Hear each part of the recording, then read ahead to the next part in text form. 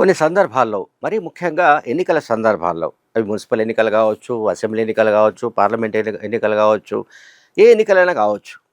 ఎన్నికల సమయంలో ఆల్మోస్ట్ ఇంకా పోలింగు జరగబోతోంది కొన్ని గంటల్లో అనగా అన్నప్పుడు కొన్ని గంటల్లోనే పోలింగ్ ఉందనగా జరిగే పరిణామాలు కొన్ని సంచలనం సృష్టిస్తాయి. ప్రకంపనలు పుట్టిస్తాయి. అటువంటి ప్రకంపనలు పుట్టించిన కరపత్రం ఒకటి నేనిప్పుడు మీ ముందు చదవబోతున్నా. ఈ కరపత్రం BRS party working president KTR ప్రాతినిధ్యం వహిస్తున్న సిరిసిల్లలో విడుదలైంది. ఈ కరపత్రం చాలా ఎమోషనల్గా ఉంది. కరపత్రం సాధారణంగా ఏదో కేటీఆర్కు వ్యతిరేకంగా రచించినట్టుగా కాకుండా ఎమోషనల్గా ప్రజల్ని కనెక్ట్ అవుతున్నట్టుగా ఉంది. నేను చెప్తున్నా ఈ కరపత్రం ఎట్లా స్టార్ట్ అయిందంటే, గులాబీ కోటలో మారుతున్న గాలి, దీని క్యాప్షన్. క్షమించు రామన్న, మా ఓటు మేము ఈసారి మీకు వేయం. మా ఓటు ఈసారి కారు గుర్తుకు వేయం. నమస్తే రామన్న, సిరిసిల్ల సిగలో కారు సింగారం అనుకున్నాం. కారుని సింగారం అనుకున్నారట వాళ్ళు, సింగారం అనుకున్నాం. కానీ మీ నాయకుల ఆగడాలు చూసిన తర్వాత అదే మాకు శాపమైందని అర్థమైంది రామన్న. సో ప్రతి పేరాకు కింద రామన్న, మళ్ళీ మన్నించు రామన్న, క్షమించు రామన్న అంటే అపాలజీ చెబుతూనే ఎక్కడ దెబ్బ కొట్టాలో అక్కడ దెబ్బ కొడుతున్నారు. దీంట్లో అభివృద్ధి రంగుల వెనుక అవినీతి చీకట్లు చూశాం. అందుకే ఈ మున్సిపల్ ఎన్నికల్లో మేము కారు గుర్తుకు ఓటు వేయలేకపోతున్నాం. మమ్మల్ని మన్నించు రామన్న. ప్రభుత్వ పథకం ఏదైనా అది మా గడపకు రావాలంటే, మా గడప తొక్కాలంటే మీ కమిషన్ వీరుల కన్ను పడవలసిందే. మీ కమిషన్ వీరుల కన్ను పడవలసిందే.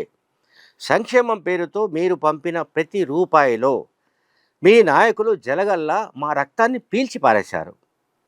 ఆ పర్సంటేజీల లెక్కలు తలుచుకుంటేనే మళ్ళీ కారు గుర్తుపై నొక్కిన వేలు అపరాధ భావంతో వణికిపోతోంది. అంటే సెకండ్ టర్మ్ 2018, ఆ తర్వాత థర్డ్ టైం 2023లో కారు గుర్తుపై నొక్కిన వేలు అపరాధ భావంతో వణికిపోతుందని పొయిటిక్గా రాశారు. అండ్ ఇందులో ఎమోషన్ కూడా జోడించింది. తర్వాత ప్రజా జీవితంలో ఎన్నడూ లేని బంధుగణమంతా, మీ బంధుగణమంతా మీరు ఇచ్చిన అధికారాన్ని అడ్డుపెట్టుకొని, మీరిచ్చిన స్వేచ్ఛను అడ్డుపెట్టుకొని సిరిసిల్లలో ప్రత్యేక క్యాంపులు నడిపిస్తూ ఉన్నారు. మా బీసీ, దళిత, మైనార్టీ నాయకులను జీ హుజూర్ అని వగ్గి సలాములు పెట్టడం, దండాలు పెట్టించుకోవడం మీ దురతనానికి నిదర్శనం రామన్న. మళ్ళీ నేను చెప్పాను కదా, ప్రతి పేరాకు కింద మన్నించు రామన్న అనో, క్షమించు రామన్న అనో చెబుతూనే, అపాలజైజ్ చేస్తూనే మళ్ళీ ఇదంతా చేస్తున్నారు.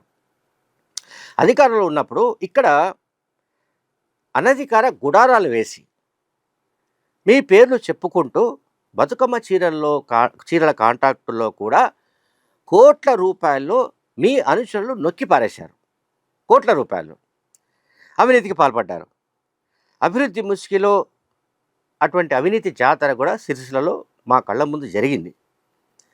మళ్ళీ అదే కారుకు మేము ఓటు వేస్తే మా భవిష్యత్తుకే బ్రేకులు పడతాయని మేము భావిస్తున్నాం.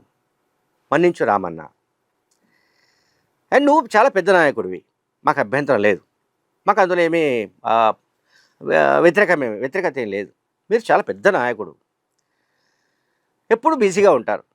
కానీ మీ కింద ఉండే బుడ్డ లీడర్లు వాళ్ళు గల్లీల్లో చేసిన ఆగడాల సంగతి ఏమిటి? అవి అన్నీ కాదు రామన్న అని అందులో రాశారు.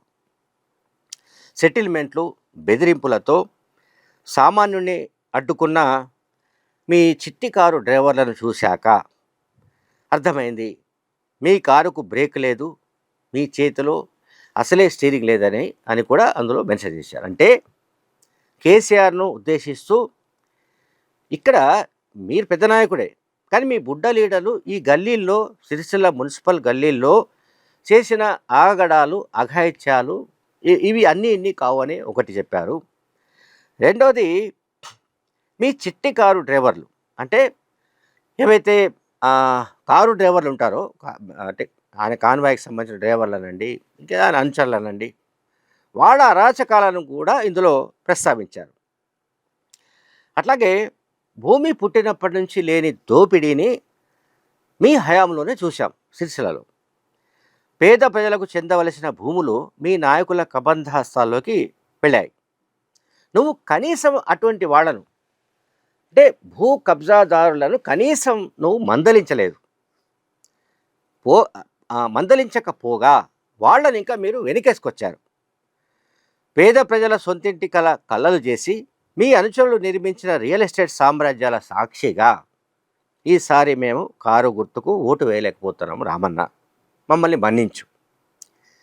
మీ అనుచర బంధుగణం కోట్లకు పడగెత్తి ఆకాశంలో విహరిస్తుంటే సిరిసిల్ల నేత కార్మికులు మాత్రం నేటికి బట్టకు పొట్టకు బతుకు పోరాటం చేస్తూనే ఉన్నారు కదా రామన్న.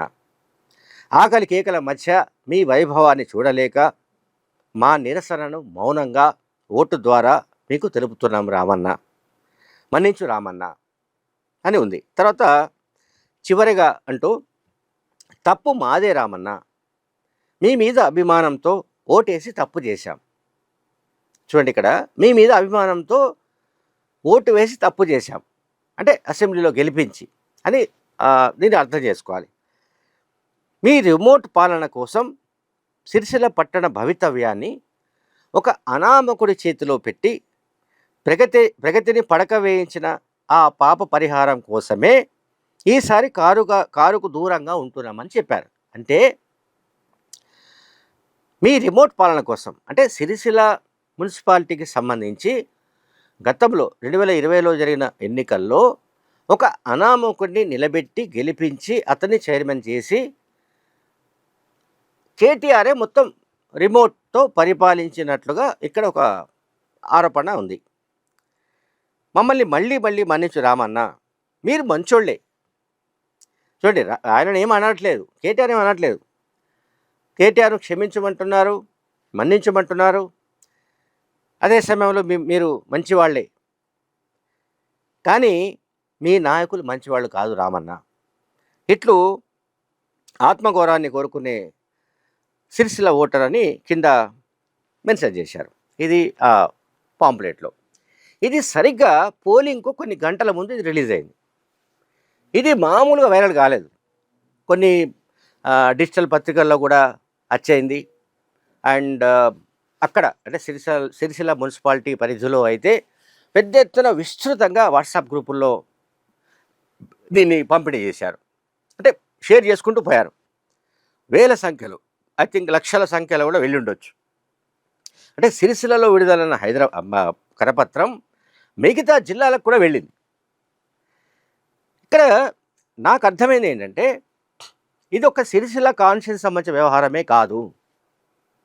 నిజానికి బీఆర్ఎస్ హయాంలో బీఆర్ఎస్ ఎమ్మెల్యేలు, బీఆర్ఎస్ మంత్రుల అండదండలతో వాళ్ళ అనుచరులు, వాళ్ళ బంధుగణం ఏ రకంగా దోపిడీ చేశారో, ఏ రకంగా ప్రజల్ని పీల్చి పిప్పి చేశారో మనకు కళ్ళకు కట్టినట్టుగా ఈ కరపత్రంలో కనిపిస్తోంది.